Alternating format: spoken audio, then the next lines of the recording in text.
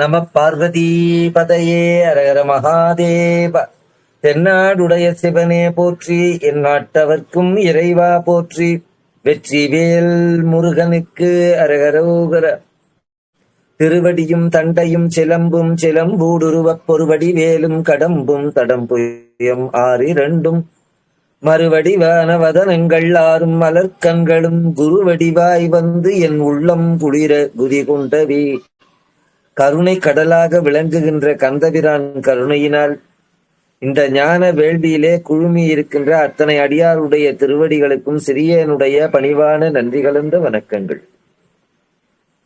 அரிதரிது மானுடராய் பிறத்தல் அரிது, என்னறிய பிறவிதனில் மானுடப் பிறவி அரிது காண்கிறார்கள். மனிதன் என்ற சொல் மனத்தை உடையவன் மனிதன்.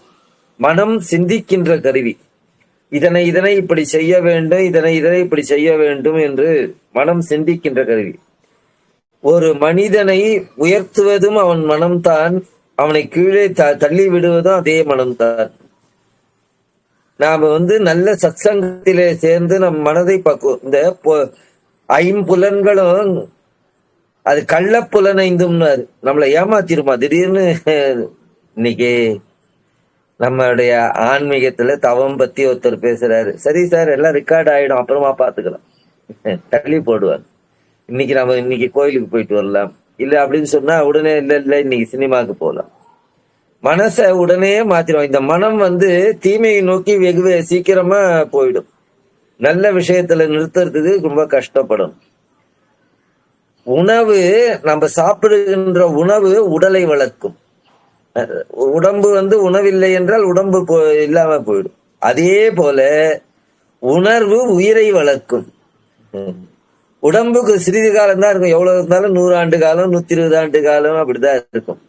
ஆனா உயிர் என்றைக்கும் உள்ள பொருள், ஆன்மா அழியாத பொருள். என்று நீ அன்று நான், பதியினை போல் பசு பாசம் அனாதி. ஆகையினாலே நம்ம உடம்பை வளர்க்க பாடுபடுவது போல உயிரை வளர்க்கவும் பாடுபடணும். அதனால்தான் நம்மளுடைய பாம்பன் சுவாமிகள் சொன்னார்கள், இறை தேடுவதோடு இறையும் தேடினார். இறைன காக்கா இறை தேடி போச்சுறாங்களே. நம்ம வாழ்நாள் முழுக்க சாப்பிட்றதுக்காகவும் வீடு சுகம் இதற்காகவே கழிந்தால் இந்த மனித பிறவி வீணாயிடும் இல்லையா?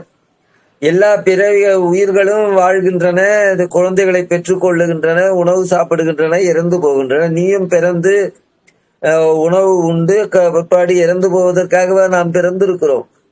இந்த மனித பிறவி ஏன் வந்தது? யார் கொடுத்து நமக்கு இந்த பிறவி கிடைத்தது? கிடைத்தவனை யாரு? நம்மை ஆண்டவனை அடைய வழி என்ன? அடைந்தவர்கள் யார்? இந்த உயிர் எத்தன்மையானது? இதை பற்றியெல்லாம் சிந்திக்க வேண்டும். அதுதான் நம்முடைய கந்தர் அலங்காரத்துல அருணகிரி பெருமான் சொல்றார், சிந்திக்கிலேன் நின்று சேவிக்கிலேன். சிந்தனை செய்யணும். நல்ல சிந்தனை நம்மை உயர்த்தும். ஆண்டவனை வாழ்த்தின வந்தனை செய்கின்ற நெஞ்சம் நல்ல நெஞ்சமா மாறிடும். நம்மள பாவம் செய்ய ஒட்டாம தடுக்கும்.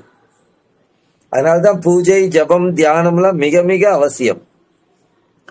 தியானம் என்பது எண்ணிக்கை இல்லாமல் செய்வது. ஜபம் என்பது 108 54 ஜபம் எண்ணிக்கையோட கூடியது.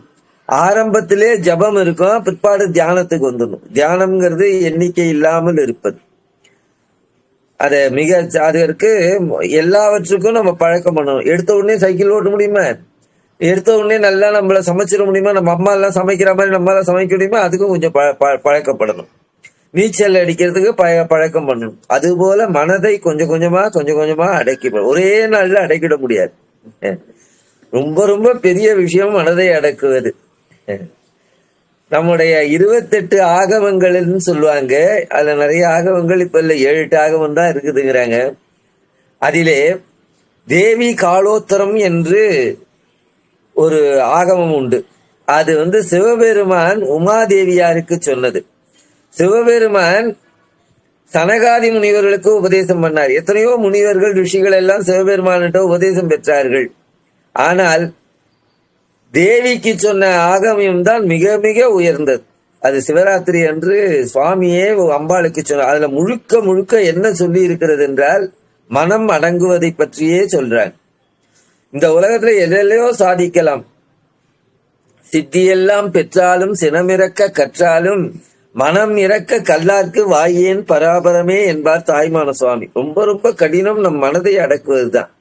அதற்கு கொஞ்சம் கொஞ்சமா பயிற்சி பண்ணணும், நல்ல விதத்துல கொண்டு போகணும். அதுக்குதான் சத்சங்கத்துலதான் அது நமக்கு உதவி செய்யும். பகவன் நாமாவை அதிகமாக சிந்திக்கணும். பகவானை நினைக்க நினைக்க நமக்கு துன்பங்கள் எல்லாம் குறையும். உணவு உடலை வளர்க்கும், உணர்வு உயிரை வளர்க்கும். ஆன்றோர்கள் கூறும் வசனங்கள் நம்மை உணர்வை உண்டாக்கும். ஒழுக்குடைய சான்றோர்கள் உழைக்கும் ஒவ்வொரு மொழிகளும் அமுத மொழியாகும்.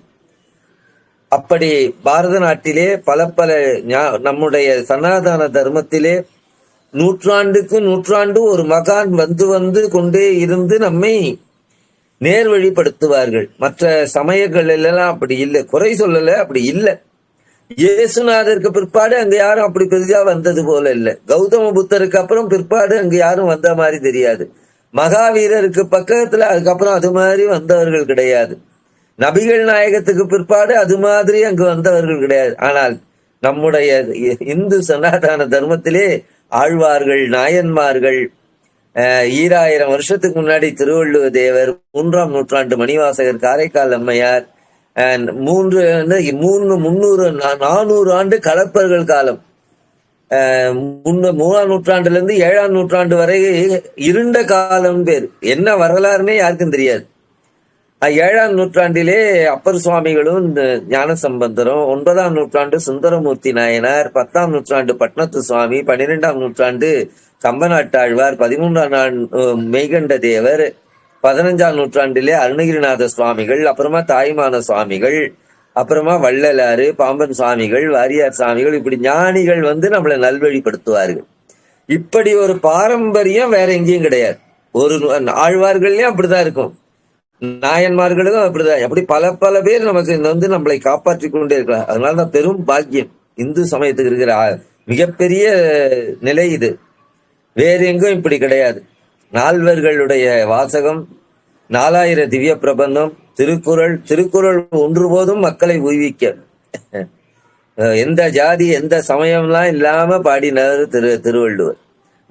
நாயன்மார்களோடு ஒப்ப எண்ணத்தக்கவர் திருவள்ளுவ தேவர். அப்படி பல பல ஞானிகள் வந்து நமக்கு சொல்லுகிறார்கள். நாம என்ன பண்றோம், அதெல்லாம் காத்து விட்டுறோம்.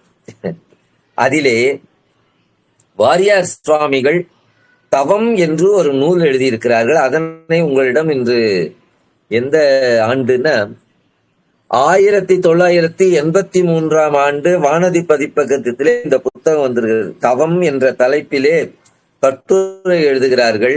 அந்த புத்தகத்திலே தவம், ஜபம், பூஜை, யாரை நோவது, அவ்வினைக்கு இவ்வினை, பெரும் பயணம், மனம் போல் வாழ்வு, மொத்தம் 7 கட்டுரைகள். வாரத்தினுடைய நாட்கள் 7 போல 7 கட்டுரைகளும் அற்புதமான கட்டுரைகள். இப்பொழுதெல்லாம் அது பாட புத்தகத்துல நான் வைக்க சொல்லி எவ்வளவோ சொல்லி பார்த்தேன், யாரும் கேட்கிற மாதிரி இல்லை. பாட புத்தகத்திலே இதையெல்லாம் நாம பெரியவர்கள் அவர் சொல்வார்கள், நான் 700-800 புத்தகங்கள் படித்து ஒரு கட்டுரை எழுதுகிறேன் என்றார். நீங்க இந்த ஒரு கட்டுரையை படித்தால் 700 புத்தகத்தினுடைய படித்த பலன் வரும் என்று சொல்லுகிறார்கள். இப்ப இந்த புஸ்தகம் எல்லாம் யாருக்கும் தெரிய மாட்டேங்குது, பதிப்பிலையும் இல்லை, யார் வாங்குறாங்க? இப்ப படிக்கிற புஸ்தகம் எல்லாம் இழந்த காதல், காதலின் தோல்வி, மூவர் காதல், வழிக்கு விழுந்தவள், வாழ தெரியாத ஒரு புஸ்தகமா இதெல்லாம். இன்னைக்கு நம்ம வீட்டுல இருக்க நாளைக்கு பலசரக்குக்கு போயிடும். பெரிய புராணம் பல சரக்கு உள்ளது, பலசரக்கடைக்கு போகாது. ஆகையினாலே நம்முடைய நீதி நூல்கள் எல்லாம் நாம் படிக்கிறோமோ இல்லையோ, நல்ல நூல்களை வாங்கி நம் இல்லத்திலே வையுங்கள். ஒரு நாள் அல்ல என்றாலும் இன்னொரு நாள் நம் குழந்தைகளுக்கு அது பெரிய உதவியாக இருக்கும். நான் சென்ற வாரம் ஒரு கந்தகோட்டத்திலே பேச போகும் பொழுது பாம்பன் சுவாமிகளை பற்றி பேசுகின்ற வாய்ப்பு வந்தது. கடவுளே நம்பிக்கையாதவர் வந்து பாம்பன் சுவாமி பேர்ல கம்பன் பொழுது அந்த கந்தகோட்டத்திலே பேசும் பொழுது நான் பாம்பன் சுவாமியை பத்தி பேசுறதுல ஆச்சரியம். ஏன்னா வாரியார் சுவாமி குடும்பத்துல பிறந்தனால முருகன் அடியாரு, நிச்சயமாக நான் தெரிந்து பேசுவதில் ஒன்றும் ஆச்சரியம் கிடையாது. மீன் குட்டிக்கு யார் நீந்த கத்து கொடுக்கும். ஆனால் அன்று வந்து பேசியவர்கள ஒருவர் வந்து நாத்திகர், நிரீஸ்வரவாதம், கடவுளை நம்பாதவர். அவர் கோர்ட்டுல வக்கீலாக இருந்தாராம். ஒரு முறை இவர் அந்த கேஸ், அவர் சொல்றார், நடந்த கேஸ் சொல்றார். எல்லா பக்கமும் நீதி எல்லாம் இவர் பக்கத்துல இருக்கிறது. எவ்வளவோ ஆர்கியூ பண்ணாலும் இவருடைய கேஸ் தோல்வி அடைந்து விட்டது. ரொம்ப நொந்து போய்விட்டார். என்னடா இது, நம்ம இவ்வளவு நீதிக்காக பாடுபடுறோம், குற்றம் செய்யாத ஒருவரை தண்டிக்கிற மாதிரி வருகிறதே, இது என்ன நீதி இது என்று அவர் ரொம்ப வருத்தப்பட்டாராம். வீட்டுக்கு டென்ஷனோட வந்த உடனே எப்ப அவருக்கு ரொம்ப கோபமும் இந்த இதுவும் வந்ததுன்னா தன்னுடைய புத்தக அலமாரியிலே அப்படி வேகமாக தள்ளுவாராம். எந்த புத்தகம் கிடைக்கிறோ அந்த புத்தகத்துல படிச்சு வைப்பாராம். அப்படி படிக்கும்போது அவர்கள் தந்தையார்கள் வைத்திருந்த பாம்பன் சுவாமியின் நூல் என்று கிடைத்ததாம். அப்பொழுது சுவாமிகள் எழுதின கட்டுரையை படித்து தன் மனம் மாறியது. அதாவது நாம் நல்ல முயற்சி செய்யலாம், ஆனா எல்லாம் வினையின்படி தான் நடக்கும். நாம் எத்தனை முயன்றாலும் நம்மால முடியுமா? இப்போ ஒரு பாருங்க, வீர அபிமன்யுக்கு யார் அப்பா? அர்ஜுனன். அர்ஜுனன் மகா பலசாலி. இன்னைக்கும் சொல்லுவாங்க, இடி இடிக்கும் போது அர்ஜுனான்னா இடி இடிக்காதான், பயம். அர்ஜுனான்னா அவ்வளவு இது. சவ்யசாசின்னு பேரு. 2 கைகளாலும் பானம் போடுவான். இது இந்த உலகம் தோன்றிய நாள் தொட்டு சிவபெருமான்கிட்ட பாசுபதம் வாங்கியது அர்ஜுனை தவிர வேற யாரும் கிடையாது. அடுத்தானே உரித்தானே அர்ஜுனருக்கு பாசுபதம் கொடுத்தானேன்னு வரும் அப்பர் சுவாமி வாக்கு. அதுபோல அவ்வளவு வீரன். சரி, அவரோட தாய் மாமா யாரு? பூபாரம் தீர்க்க வந்த கண்ணன். கண்ணன் தாய் மாமா. எவ்வளவு சுபத்திரைக்கு தர்மராஜாவுக்கு பெரியப்பா. தர்மராஜா பீமன் 10,000 யானை பலமுடைய பீமன் பெரியப்பா. அவ்வளவு பேர் இருந்தும் அந்த குழந்தையை காப்பாற்ற முடியாது. 13வது நாள் போர்ல அத்தனை பேர் 8 பேரும் சேர்ந்து அவனை அழிச்சுட்டாங்க. அந்த சிவன் போட்ட அந்த இதுல மாலையினால அவனுக்கு வெளிவர முடியாமல் கர்ணன் பெரிய வீரன் பின்பக்கம் அடிச்சான்.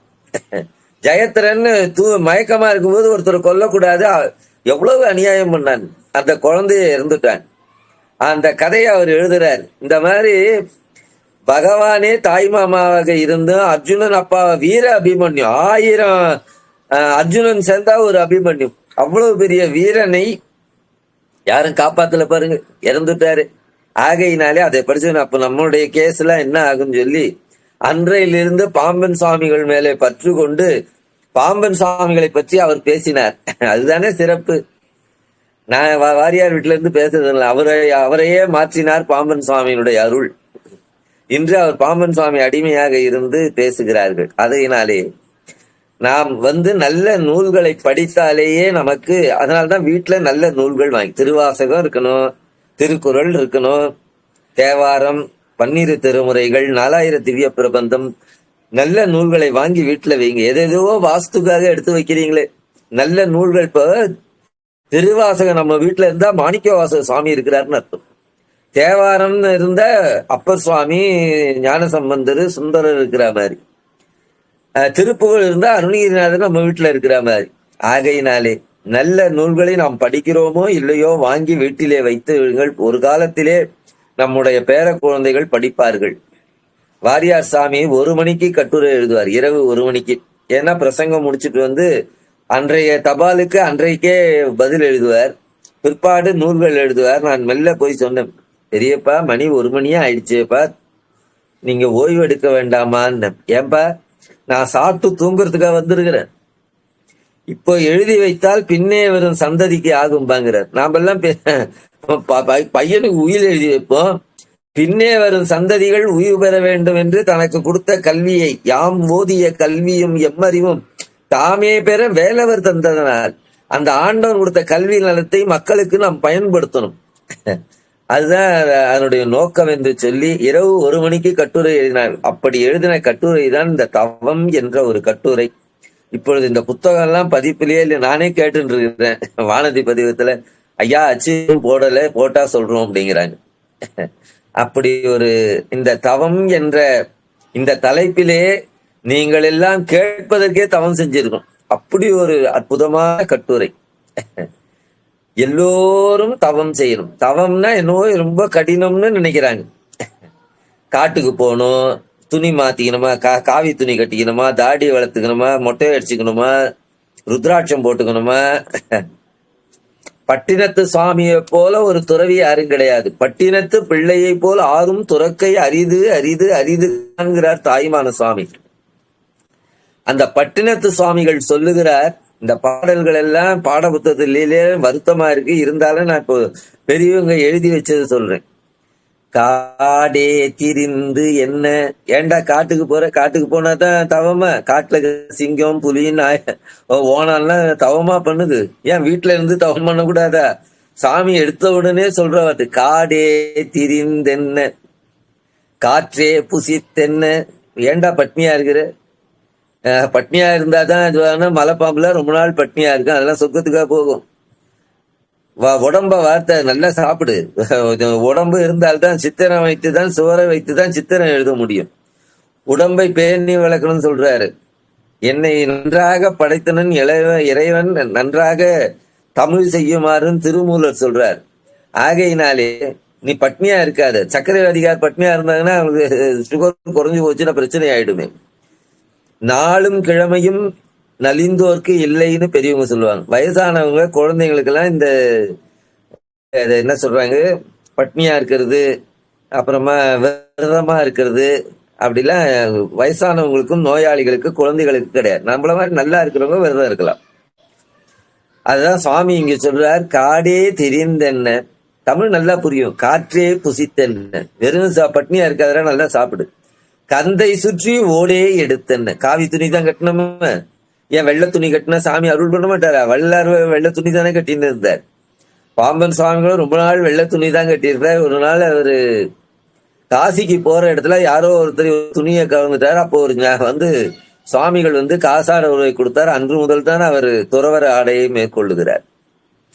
கந்தை சுற்றி ஓடே எடுத்தன்னு. இதெல்லாம் தேவையில்லைப்பா. தவத்துக்கு என்ன இது சொல்றார்?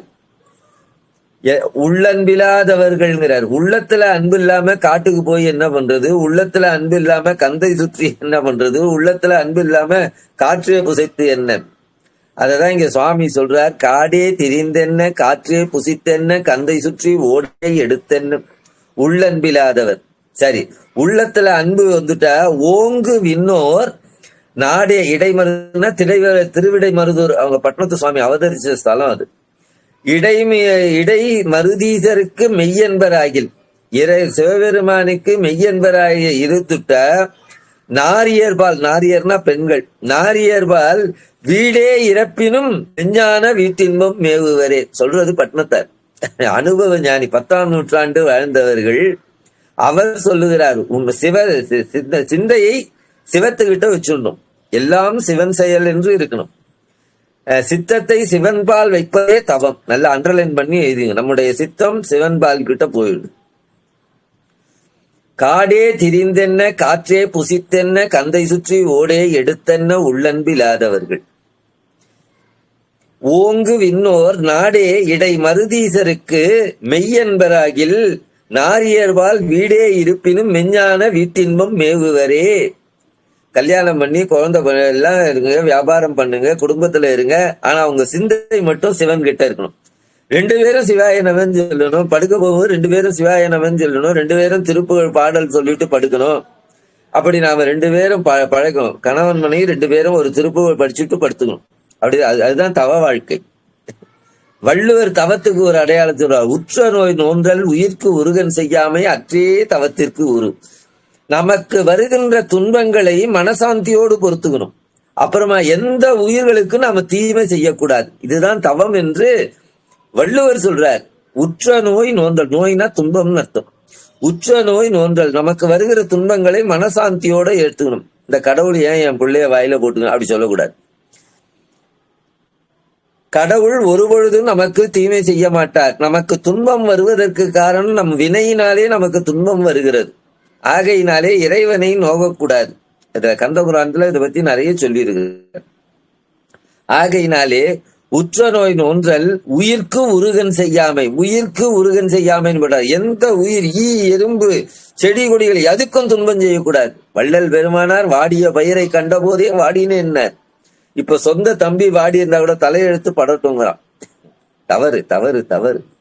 நபிகள் நாயகம் சொல்லுகிறார், கீழே விழுந்தவர்கள் யாராக இருந்தாலும் உங்கள் கையை கொடுங்கள், இறந்தவர்கள் யாராக இருந்தாலும் உங்கள் தோளை கொடுங்கள். ஜாதி மதம் இனம்லாம் பார்க்காதீங்க. யார் கீழே விழுந்தாலும் கை தூக்கி விடுங்கள்.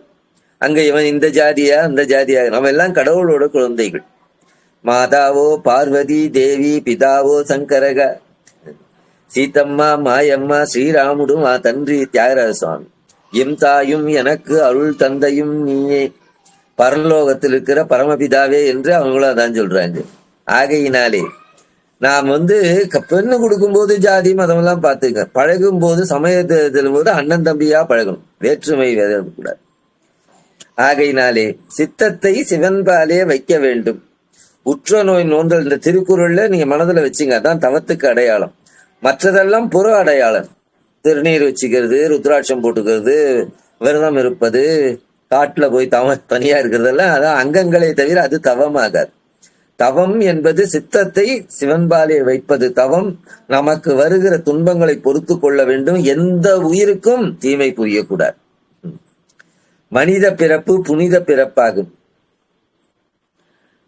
மனிதன் என்ற சொல்லுக்கு நினைப்பவன் என்பது பொருள். நான் யார்? இந்த உடம்பு நானா? உடம்பு தானே வந்ததா? ஒருவன் தந்து வந்ததா? உடம்பை தந்தவன் யார்? அவன் எங்கு இருக்கிறான்? அவன் எத்தன்மையானவன்? அவனை காணும் வழியாது? அவனை கண்டவர்கள் யார் என்று சிந்திக்கின்றவனே உண்மையான மனிதன். அருணகிரிநாதர் கந்தர் அலங்காரத்திலே சிந்திக்கிறேன் என்று கூறுகிறார். பொன்னையும் பொருளையும் மனைவியும் மக்களையும் சிந்திக்கிறார்கள். சிந்திக்க வேண்டியதை சிந்திக்காமல் விட்டு விடுகிறார்கள். சிந்தனை செய்து சிவத்தை வந்தனை செய்து தவம் புரிய வேண்டும். சிவத்தை அடைய தவத்தை ஒன்று நாள் தான் முடியும். இப்போ விவசாயம் பண்ண தானியம் வரும், வியாபாரம் பண்ணா பொருள் வரும். ஆனால் சிவத்தை அடைவதற்கு தவத்தை தவிர வேற வழி கிடையாது. சிவபெருமானே 2 கோடி வச்சுன்னு எனக்கு அருள் பண்ணு, சாமி கிட்ட நடக்காது. நான் WMA படிச்சிருக்கிறேன், 8 டிகிரி வாங்கியிருக்கிறேன், என் அருள் பண்ணா பண்ண முடியாது. வாசித்து காணுண்ணாதது, வாய்விட்டு பேசுண்ணாதது. ஆண்டவனை அடைவதற்கு ஒரே வழி தவம்தான். தவத்தை அடைந்துதான் சிவத்தை அடைய முடியும். அப்படி தவத்தை செய்து அடைந்தவர்கள் எத்தனையோ பேர்கள்ல மார்க்கண்டேய சுவாமி ஒருவர், பக்த பிரகலாதன் ஒருத்தர், தவம் செய்து ஆண்டவனை அடைந்தவர்கள். ஆகையினாலே தவம் புரிய வேண்டும் என்ற உடனே யாரும் பயப்படக்கூடாது. தவம் செய்ய நம்மால ஆகுமா? தவத்துக்கு என்ன, இப்போதான் வயசாயிடுச்சு, எனக்கு சின்ன வயசா தானே இருக்கிறேன், அது 70 வயசுக்கு அப்புறம் பாத்துக்கலாமே. யாரு என்னைக்கு இருக்கும்னு யாருக்கு என்ன தெரியும்? எப்ப மரம், இப்போ புயல் காத்து அடிச்சா பழுத்த ஓலை இல்லை, நல்ல ஓலையும் விழுந்து விடுமே. இப்ப இருக்கிற விஞ்ஞான உலகத்திலே எவ்வளவு துன்பங்கள். ஆகையினால வயசான உடனே தவம் பண்ணிக்கலாம், வயசான உடனே கோயிலுக்கு போகலாம், அப்படிலாம் நினைக்காம அன்றறிவாம் என்றாவது அறம் செய்க வள்ளுவர் சொல்றார். தவம் செய்ய காட்டுக்கு போக வேண்டாம், பட்டினி கிடைக்க வேண்டாம், தலைகீழ நிற்க வேண்டாம். வீட்டில் இருந்து கொண்டு மனைவி மக்களுடன் வாழ்ந்து கொண்டே தவம் செய்யலாம். முற்றும் துறந்த முனிவர் பட்னத்தார் சொன்ன வாழ்க்கையை நான் நினைவு செய்தேன். இறைவனுடைய திருவடிகளை வாயார வாழ்த்த வேண்டும், தலையார வணங்க வேண்டும். இதுதான் தவம். இத்தவத்தால் பேரானந்தம் உண்டாகும். திருஞான சம்பந்தர் 7ஆம் நூற்றாண்டிலே வாழ்ந்தவர்கள். திருமருகல் என்று ஒரு கஷேத்திரம் நன்னிலத்துக்கு பக்கத்துல இருக்கு, திருமருகல்னு பேர். அங்க வாழை மரம் தான் சுவாமிக்கு விருட்சம், ஸ்தல விருட்சம். அங்கதான் இந்த செட்டி பெண்ணை கல்யாணம் பண்ணி கொடுக்கிறார். அப்பர் சுவாமி அங்க போய் பாடுகிறார் அந்த ஊர்ல. பெருகலாம் தவம், இது அப்பர் வாக்கு, ரொம்ப உயர்ந்த வாக்கு. பெருகலாம் தவம் பேதமை தீரலாம். என்ன அற்புதமா பாடுறார். தவத்தை நாம பெருக்கிக் கொள்ள முடியுமா? எப்படி? சிவத்தை வணங்குகிறார். பெருகலாம் தவம் பேதமை தீரலாம். பேதமைனா அறியாமை. திருகலாகிய சிந்தை திருத்தலாம். நம்முடைய மனசு பூஜையில உட்கார்ந்து போதே எங்கெங்கயோ பறக்கும். இந்த பிரசங்கம் எப்ப முடிப்பார் இவரு? நம்ம 9 மணிக்கு பேசுவாரா, 8:30 முடிச்சிருவாரா? இவர் எவ்வளவு நேரம் பேசுவாரு? தவம்ங்கிறது ஒரு ட்ரை சப்ஜெக்ட் ஆச்சு, இவர் ஏன் பேசுறாரு? இவருக்கு என்ன தெரியும்? இவர் என்ன பெரிய தவசீலரா? பல என்ன அந்த திருகலாகிய சிந்தை திருத்தலாம். அப்புறமா என்னதான் பருகலாம் பரமாயதோர் ஆனந்தம். எல்லோருக்கும் ஆனந்தம் தானே வேணும். தலையில அடிபடணும்னு யாரு நினைப்பாங்க, காலில் முள்ளு குத்தணும்னு யாரு நினைப்பாங்க, மனைவி வையணும்னு யாரு நினைப்பாங்க, பட்டுப்புடவையை எலி கடிக்கணும்னு யாரு நினைப்பாங்க, பையன் பாஸ் ஆகக்கூடாதுன்னு யாரு நினைப்பாங்க, பொண்ணுக்கு கல்யாணம் ஆகாது. எல்லாருக்கும் வேண்டியது ஆனந்தம். அது எங்க பருகலாம் பரமாயதோர் ஆனந்தம். ஆனந்தத்தை அள்ளி அள்ளி பருகலாமா? எப்படிதான் மருகலானடி, திருமருகல்ங்கிற கஷேத்திரத்திலே வாழ்கின்ற அந்த எம்பெருமான் மருகலானடி வாழ்த்தி வணங்கவே. அந்த திருமருகல்ங்கிற சேத்திரத்திலே இருக்கிற சிவபெருமானை வணங்கினால் பெருகலாம் தவம். மருகலானடி வாழ்த்தி வணங்கவே பெருகலாம் தவம். மருகலானடி வாழ்த்தி வணங்கவே பேதமை தீரலாம். மருகலானடி வாழ்த்தி வணங்கவே திருகலாகிய சிந்தை திருத்தலாம். மருகலானடி வாழ்த்தி வணங்கவே பருகலாம் பரமாயதோர் ஆனந்தம். அப்படி நாம இது நம்ம தருமபுரம் ஐயா அப்படி பிரிச்சு பிரிச்சு பாடுவார். அவங்க சக்கரவர்த்தி தேவாரம் பாடுறது, அவங்க பாடினது இன்னும் என் காதிலேயே ஒலிக்கிறது. பெருகலாம் தவம் பேதமை தீரலாம், திருகலாகிய சிந்தை திருத்தலாம். பருகலாம் பரமாயதோர் ஆனந்தம், மருகலானடி வாழ்த்தி வணங்கவே. அப்பர் சுவாமி வாக்கு தேனா தித்திக்குது. இத தினம் படிச்சா நம்ம உள்ளம் உருகாதா? என்ன சொல்றார்? திரும்ப திரும்ப சிவத்தை நினைடா, அதுதான்டா தவம்ங்கிறார். மருகலானடி வாழ்த்தி வணங்கவே. ஒருவருக்கு உத்தமமான மனைவி, தங்கமான புத்திரர்கள், நோயற்ற வாழ்வு, திடமான உடம்பு முதலியன வாய்ப்பதற்கு தவமே காரணமாகும். நமக்கு பிள்ளைகள் வாய்க்கவில்லை, நண்பர்கள் வாய்க்கவில்லை என்றால் நாம் செய்த தவக்குறைவு என்று எண்ண வேண்டுமே தவிர மற்றவர்களை குறை சொல்லக்கூடாது. மனைவிக்கு குழந்தை பிறக்கலைன்னா அவ தப்புன்னு சொல்லக்கூடாது. நாம் தவம் செய்யவில்லை என்று மேலை தவத்தளவே ஆகுமாம் தான் பெற்ற செல்வம் என்பது ஔவையார் வாக்கு. அந்த அம்மா மாதிரி யார் பாடுறான்? அந்த கிழவிக்கு இருக்கிற ஞானம். நான் அடிக்கடி சொல்லுவேன், நீ 100 திருவள்ளுவர் சேர்ந்தா ஒரு ஔவையார். மேலை தவத்தளவே ஆகுமாம் தான் பெற்ற செல்வம். நமக்கு செல்வம் அமைவது, வீடு அமைவது, பக்கத்து வீடு அமையிறது எல்லாம் நாம் செய்த தவத்திற்கு தக்கவாறுதான். நமக்கு ஏதேனும் ஒரு இடர் வரும் என்றால் அந்த இடம் நாம் தவமின்மையினாலே இந்த துன்பம் வந்ததென்று எண்ண வேண்டும். ஒருவனுக்கு ஏராளமான நிலபுலன்கள், நம்பிக்கையான ஏவல், உயர்ந்த மாளிகை, சிறந்த படுக்கைகள், விலையுயர்ந்த ஆசனங்கள், நோயற்ற யாக்கை முதலிய அமைந்திருக்கின்றன. ஏன்? அவன் முன் செய்த தவத்தால் இத்தனையும் கிடைக்கின்றன. அனுமார் இலங்கைக்கு சென்றார். அங்கே வீடுகள் தோறும் கற்பக மரம். கற்பக மரம்னா என்ன? இப்ப கற்பக விநாயகர்னு சொல்லுவாங்க. இந்த திருப்பார் கடல் கடையும் போது காமதேனு, கற்பகம் இதெல்லாம் வந்தது. மகாலட்சுமி, சிந்தாமணி, அப்படி சூடாமணி, நிறைய 18 பொருள் வந்தது. அதிலே காமதேனுவும் கற்பக மரமும் ஒன்று. காமதேனு கேட்டதை கொடுக்கும். காமதேனு பசுகிட்ட கேட்டதை கொடுக்கும். கற்பக மரத்துக்கு கீழே நினைச்சதை கொடுக்கும். காமதேனு கேட்டதை கொடுக்கும். நீ என்னென்ன நினைக்கிறியோ அதெல்லாம் கற்பக மரம் கொடுக்குமா. வாரியார் சாமி ஒரு கதை சொல்லுவார். கற்பக மரத்துக்கு அறிவே இல்லாத மூடர். அவன் நடந்து போயினே இருந்தா நல்ல வெயில் காலம், சித்திரை மாசம் வெயில் காலம். நடுவுல ஒரு நடு காட்டுல ஒரு அற்புதமான மரம் இருந்தது. வெயில்ல நடந்த உடனே நிழல்ல ஓய்வு எடுக்கலான்னு நினைச்சா, ஆஹா இந்த மரம் அற்புதமா இருக்குதே. அது கற்பக மரமா. அவனுக்கு அது கற்பக மரம் தெரியாது. இவ்வளவு வெயில்ல கிடைச்சு வந்தோமே, கொஞ்சம் தீர்த்தம் இருந்தா தேவையில்லைன்னு நினைச்சான். உடனே தங்க டம்ளர்ல ரோஸ் வாட்டுறான். வெறுமை தண்ணி குடிக்கிறதுக்கு முன்னாடி கொஞ்சம் சாப்பிட்டுட்டு தண்ணி குடிக்கலாம்னு சொன்னா டபுள் வரிசையில காய்கறி போட்டு ஏவன் சாப்பாடு. நல்லா சாப்பிட்டா தூங்கலான்னு தோணும். அப்படி படுக்கலான்னு நினைக்கலான்னு நினைச்சா பட்டுப்பாய் வந்தது. கீழே படுத்தா அரணையோ ஓனையோ கொஞ்சம் கட்டில் மாதிரி இருந்தா நல்லா இருக்குமே. 3 அடி 6 அடி அகலத்துக்கு ஸ்பிரிங்கு கட்டில். படுக்கலாம் இல்ல. இந்த கட்டில்ல இவட நம்ம தனியா படுக்கணுமான்னு நினைச்சானோ. டபுள் காட் வந்துடுச்சு. டபுள் காட்ல இவ்வளவு பெரிய கட்டில்ல இப்படி தனியா படுக்கிறோமே அப்படின்னு நினைச்சானா. 18 வயசு, மான் விழி தேன் மொழி வந்துச்சு. ஒரு தெய்வ மகள் போல, தெய்வம் போல, மகாலட்சுமி போல ஒரு பெண் வந்தாலும் இது மகாலட்சுமியா நினைக்கூடாது. இது பூதமோன்னு நினைச்சானா, பூதமா ஆயிடுச்சான். விழுங்கிடுமோன்னு நினைச்சானா, விழுங்கிடுச்சான். கற்பக மரம் உருப்படலையாம். ஆகையினாலே நமக்கு ஆண்டவன் கொடுத்தது இந்த வாழ்க்கை என்பது மிக மிக அற்புதம். ஆகையினாலே நாம் கொஞ்சம் கொஞ்சமா தவத்தை செய்யணும். அனுமார் இலங்கைக்கு போனா வீடுகள் தோறும் கற்பக மரமா. அப்புறமா வீடெல்லாம் நம்மள மாதிரி செங்கல் வீடு கிடையாது. ரத்தின கற்களாலே தங்கத்திலே பதித்த பொன்மாளிகள் அழகு மயமா காட்சி அளிக்கிறது. ஊர்வசி, திலோத்தமை, மேனகை, ரொம்ப முதல்ல அங்க அரக்கியருக்கு சிலதியராம் வேலைக்காரா இருக்கிறாங்களாம். அவர் சொல்றாரு, கம்பர் சொல்றாரு, மரமடங்களும் கற்பகம் மனையலாம் கனகம் அறமடந்தையர் சிலத்தியர் அரக்கியருக்கு அமரர் உரம். என்னடான்னு கேட்டாலாம்.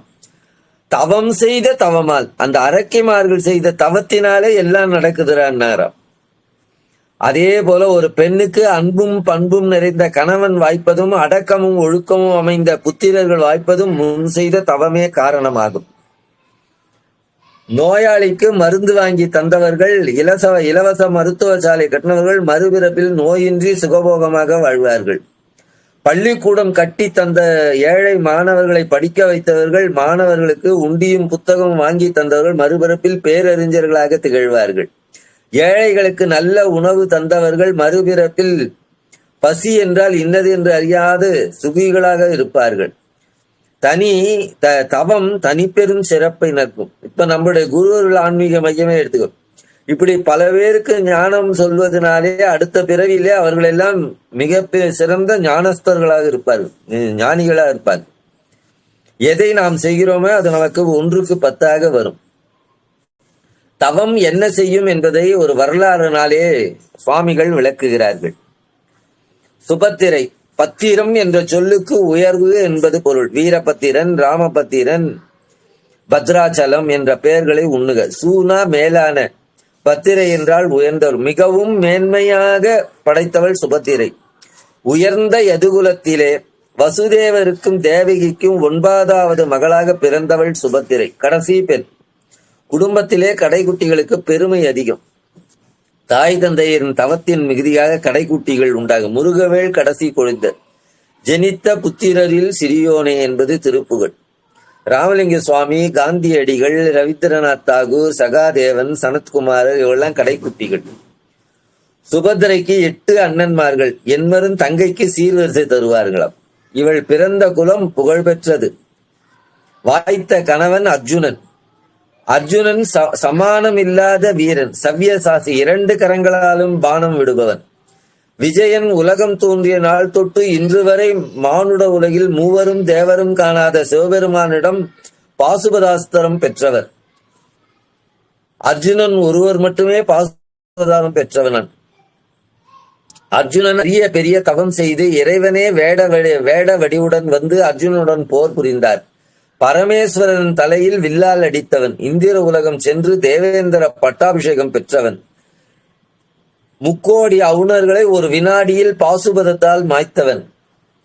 60,000 காலகேயர்களை கொன்றவன். 4 திக்கும் அவனுடைய புகழ் தேன் தித்திக்கும். 8 திசைக்கும் அவன் கீர்த்தி குறையாது. அர்ஜுனா என்றால் இடி விழாது. பரம வேதமாகிய கீதை அவனுக்காகவே வெளிப்பட்டது. மன்மதனும் நானும் அளவுக்கு பேரழகு படைத்தவன் அர்ஜுனன். 32 சாமுத்திரிகா இலக்கணங்களை உடையவன். இத்தகைய தனஞ்சயனை சுபத்திரை கணவனாக பெற்றாள். அன்றி அர்ஜுனனை விட 1000 மடங்கு உயர்ந்தவர் வீர அபிமன்யுவை சுபத்திரை மகனாக பெற்றாள். பூபாரம் தீர்க்க வந்த கோபாலனை தமையனாக பெற்றாள். எனவே சுபித்திரை பிறந்த குலமும் உயர்ந்தது.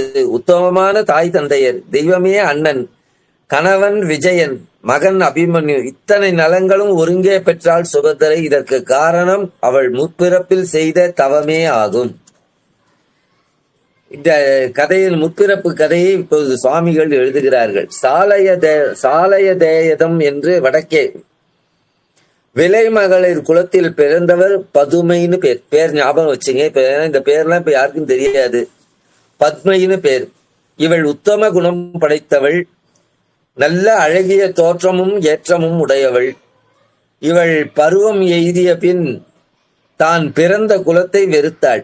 கண்டவனை கணவனாக கொள்ளும் தன்மையை பருத்தாள். தன் தாயை நோக்கி, அம்மா, நான் விலைமகளாக வாழ மாட்டேன், குலமகளாக வாழ்வேன். விலைமகளாக வாழ்ந்து பட்டாடை உடுப்பதை விட நான் குலமகளாக வாழ்ந்து சிற்றாடை உடுப்பேன். உடம்பை விற்று பஞ்சஜயனத்தில் படுப்பதை நான் வெறுக்கிறேன்.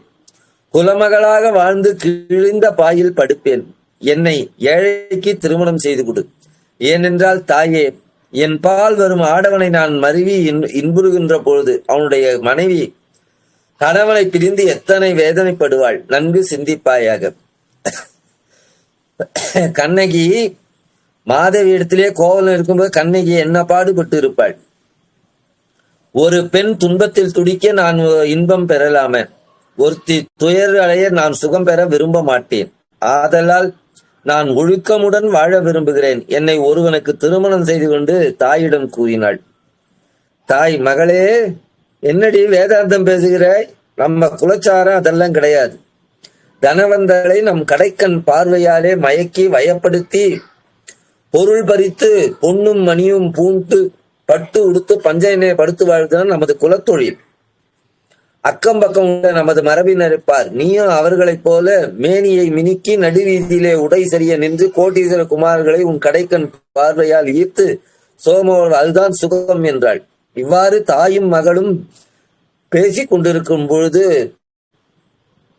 நளராஜகுமாரி நலாயனி தன் கணவனை மௌத்கல்ய முனைவர், அவர் நோயாளி, தொழுநோயி, வயதானவர், அவரை கூடையில வைத்து கொண்டு சுமந்து கொண்டு அங்கு வருகிறார்கள்.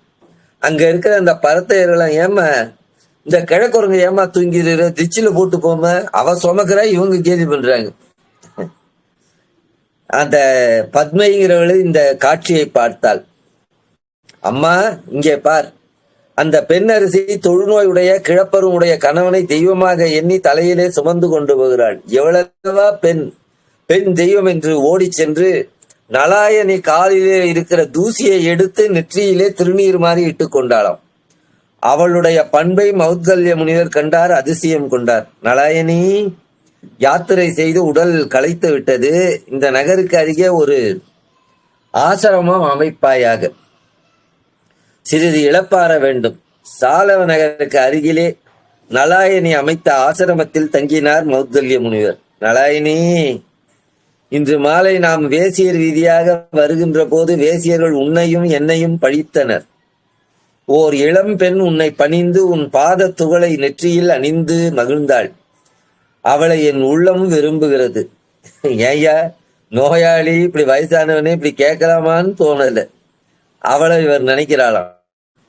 நலாயினி, சுவாமி, தங்கள் திருவுளம் அதுவாயின் அதனை நான் முடித்து தருவேன் என்று கூறினாள்.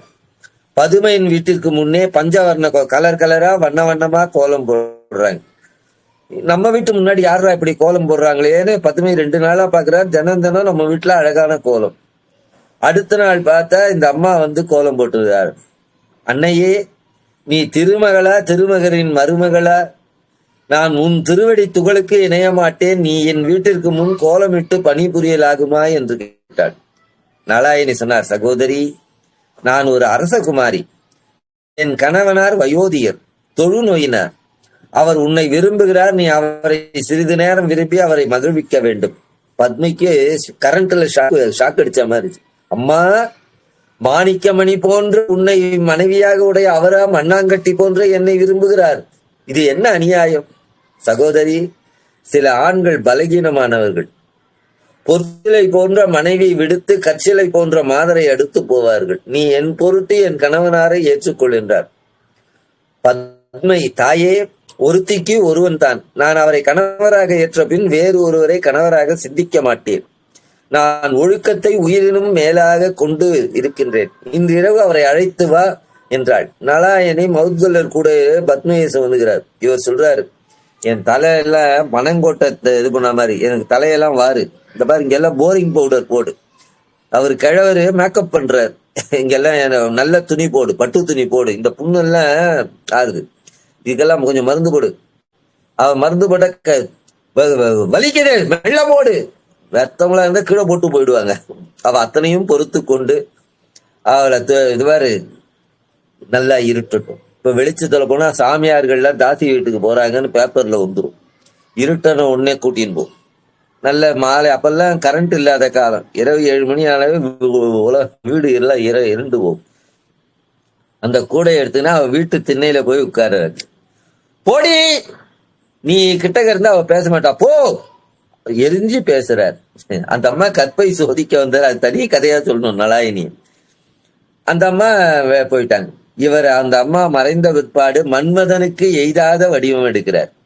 அழகின் சொரூபமாக மௌத்கல்ய முனிவர் தன்னுடைய தபோ சக்தியினாலே மன்மதனை போல வடிவம் கொண்டார். அந்த பெண்ணு பத்மைங்கிறவர் தழுவ வந்தார்.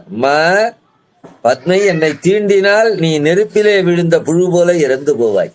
நான் 21 தலைமுறையாக பெண்களை தீண்டாமல் வாழ்கின்றவன். அங்கே வெளியே நிற்கிறாளே அந்த பெண், பெண்குல திலகம். அவளுடைய கற்பை சோதிக்க வந்து நான் தான் தோல்வி அடைந்து கொண்டிருக்கிறேன். நான் கடைசியாக உன்னை வைத்து தோல்விகளா இப்படி சொன்னா யாரா இருந்தாலும் கோபம் வரும், ஏற்பாடு பண்ணி இங்க கொடுத்துருக்க. அந்த பத்மை கண்ணீர் விட்டு அழுதாள். பத்மை அவரை கண்டு அதிசயம் அடைந்து தழுவ வந்தால் மௌதல்ய முனிவர், மகளே என்னை தீண்டாதே, என்னை தீண்டினால் தீயில் விழுந்த பஞ்சு போல எரிந்து போவாய். அவள் பெண் தெய்வம், அவளுடைய கற்பின் திறத்தை சோதிக்கும் பொருட்டு இங்கு வந்தேன். நீ என் புதல்வி, நான் உனக்கு தந்தை என்றார். பத்மை, ஐயனே, நான் தேவரீரை மனத்தால் வரித்து விட்டேன். இப்பிறப்பில் இனி யாரையும் கணவனாக கொள்ள மாட்டேன்.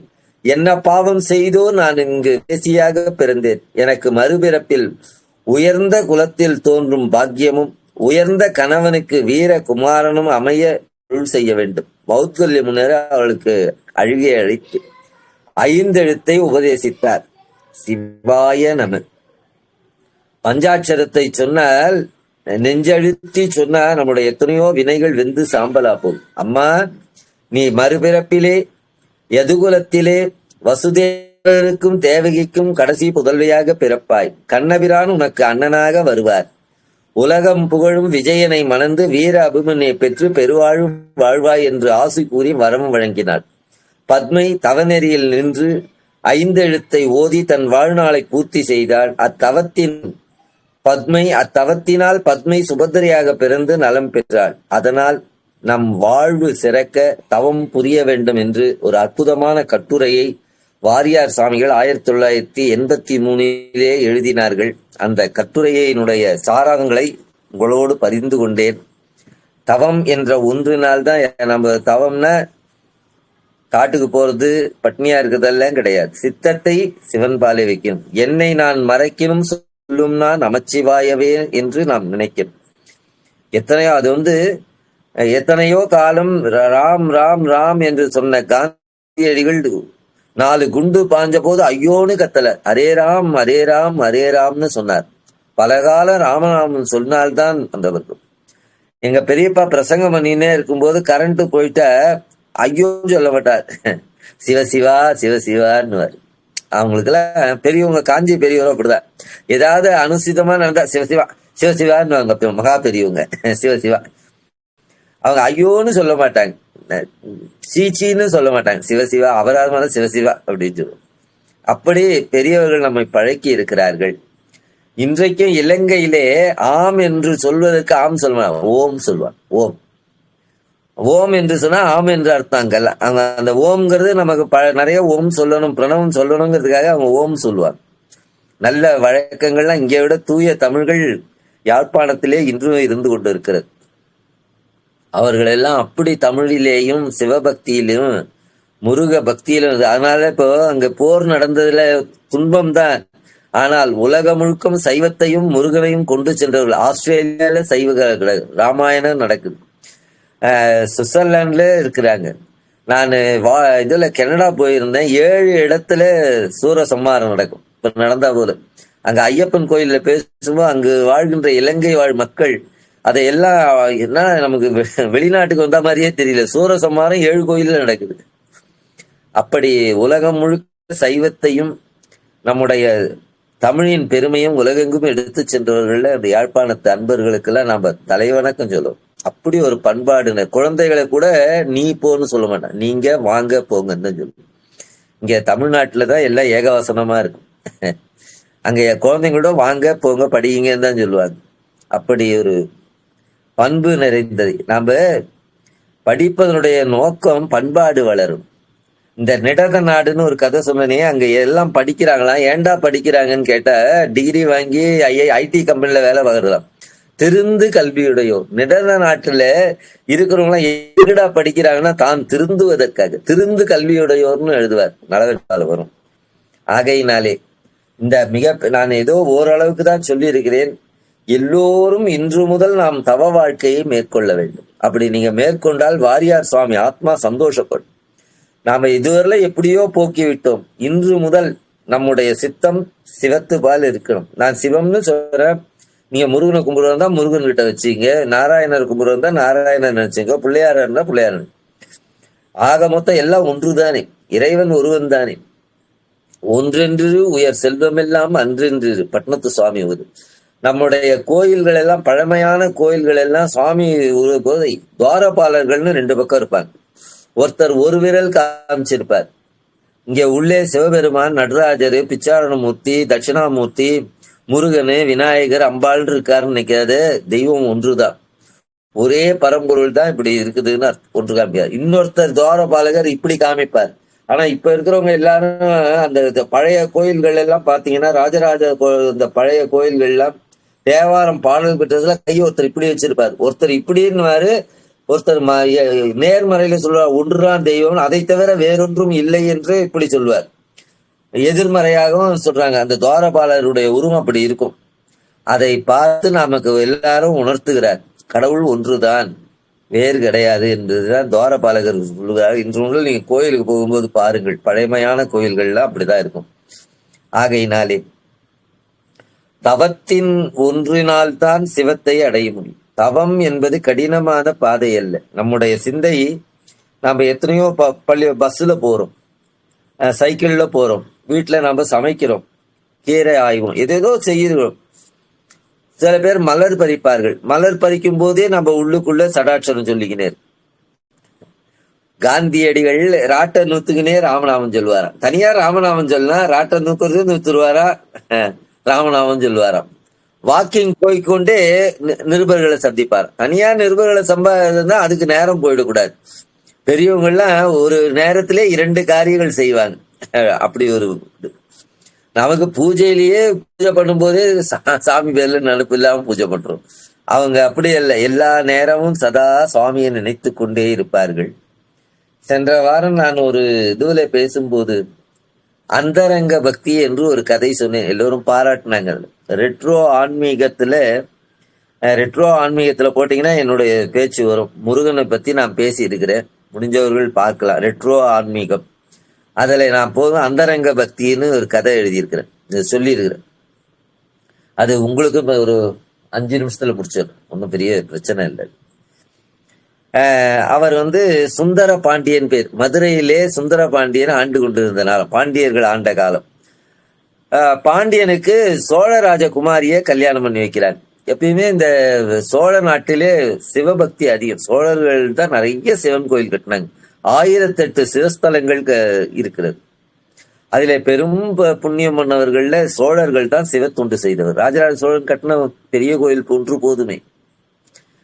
இந்த அம்மா அன்று மதுரையிலிருந்து திருப்பரங்குன்றம் ஆடி கிருத்திகையில முருகனை கும்பிடுறாங்க. முருகா சொல்றது பெரிய வாக்கியம், மகா வாக்கியம். முருகா முருகா என்று சொல்வதே பெரும் தவம். எத்தனையோ கோடி ஜென்மாவிலே புண்ணியம் செய்தால்தான் வாய் முருகா என்று சொல்ல வரும். ஆகையினாலே நம்ம வீட்டுக்காரர் முருகான்னு சொல்ல மாட்டேன்றாரு. அரும்பெறல் மரபில் பெரும்பெயர் முருகுன்னு திருமுருகாற்றுப்படை சொல்றாங்க. பரம்பரையா வச்சு சொன்ன மந்திரம். அவர் ஒரு நாள் அரசர்கிட்ட கணவனாரை வணங்கி, எப்ப பாரு அரசியல்லையே இருக்கிறீங்களே, இந்த உடம்பு எப்ப மறைஞ்சிரும்னு தெரியாது, இப்பிறவி தப்பினால் எப்பிறவி வாய்க்குமோ, அடுத்த ஜென்மாவா நம்ம மனுஷனா பிறப்போமோ என்னவா பிறப்போம் நம்ம கையிலயா இருக்கு, அரிதற்கு அரிதான இந்த பிறவியை வரிஞ்சு வீணா கழிச்சுடுறீங்களே, கோயிலுக்கும் வரமாட்டேங்கிறீங்க, முருகான்னு சொல்ல மாட்டேங்கிறீங்களே. அவர் சொன்னாரு, அம்மா கடமை கண் போன்றது, எனக்கு செய்யும் தொழிலே தெய்வம். நான் ராஜாவா இருக்கிறதுனால சாப்பிட்டு தூங்குறது இல்லை, மக்களுக்கு பரிபாலனை செய்யணும், மக்களுக்கு கல்வி கிடைக்கணும், மக்களுக்கு தண்ணீர் கிடைக்கணும், மக்களுக்கு பொது நலனை. நான் எனக்கு நிறைய கடமைகள். கொஞ்சம் ஏமாந்தா அடுத்தவன் பகையாளி வந்துருவான். பல வேலைகள். எனக்கு செய்யும் தொழிலே தெய்வம், நீ போய் சாமி கும்பிடுமா எல்லாம் பண்ணு. அந்த அம்மாக்கு என்ன இருந்தாலும் பெண்களுக்கு வருத்தம். எப்பயுமே அப்படிதான் போல இருக்கு. மனைவி கோயிலுக்கு போன கணவனா கோயிலுக்கு போக மாட்டேங்கிற. அவரு ஒரு நாள் எப்பயுமே தாய்க்குலம் வேண்டிப்பாங்க, சாமி கிட்டக்க வேண்டுதல் வச்சுப்பார். திருப்பரம் முருகன் கிட்டக்க, ஆண்டவனே, கருணை கடலே, எம்பெருமானே, இந்த அரிதா கிடைச்ச இந்த மனித பிறவியில உன்னோட நாமத்தை சொல்ல மாட்டேங்கிறாரு. அவர் என் கணவனார் வாக்குல இருந்து முருகான்னு வந்துட்டா நான் உனக்கு 1008 பால் கொடும், நெய் அபிஷேகம், லட்சதீப விழா, பால் காவடி, பன்னீர் காவடி எல்லாம் எடுக்கிறேன் சாமி, எனக்கு பிரார்த்தனை பண்ணி. சாமி எப்பயுமே பெண்கள் வேண்டிப்பாங்க, சாமி கிட்ட ஏதாவது ஒண்ணு வேணும்னா வேண்டிப்பாங்க. அந்த அம்மா வேண்டினாங்க. அன்னைக்கு பஞ்சசைனத்துல ராஜா படுத்திருக்காரு, இதோ தீக்கணம், ஏதோ ராஜா கனவுல தீக்கணம் கண்டாரு. முருகா முருகா முருகா, தூக்கத்துல 3 முறை கத்திரு. இவருக்கு ஒரே சந்தோஷம். நாம இன்னைக்கு காலையில தான் சாமி கிட்ட வேண்டினோம். அவர் நினைவு தெரிஞ்சோ தூக்கத்திலயோ என் கணவனார் வாக்கிலிருந்து முருகான்னு வந்தா நான் இதெல்லாம் செய்யறேன்னு வேண்டிக்கிறேன். நேரா இப்ப வந்தா செல்போனா இருக்குது. மந்திரிக்கு ஆள் அனுப்பிச்சார். மந்திரி முதல் மந்திரியை வர சொன்னார். என்னம்மா அவர், நாளைக்கு திருப்பரங்குன்றம் முருகனுக்கு பாலாபிஷேகம், லட்சதீப விழா, பன்னீர் காவடி, புஷ்ப காவடி எல்லாம் மதுரையிலிருந்து நடப்பாவடும், மண்டபம் போட்டு ஊர் முழுக்க பானங்கம் அன்னதானம் எல்லாம் வெகு சிறப்பா ஏற்பாடு. மந்திரியார் காலைல ராஜா எழுந்து பாரு, ஊரே அல்லோகலப்படுது. ஒன்னும் புரியல அவருக்கு, என்னம்மா விசேஷம்னு. எங்களுக்கு தெரியாது, மகாராணி உத்தரவு, இதெல்லாம் ஏற்பாடு. நேரா ஒரு ராணி கிட்ட வந்தார். என்னம்மா விசேஷம் கேட்டார்.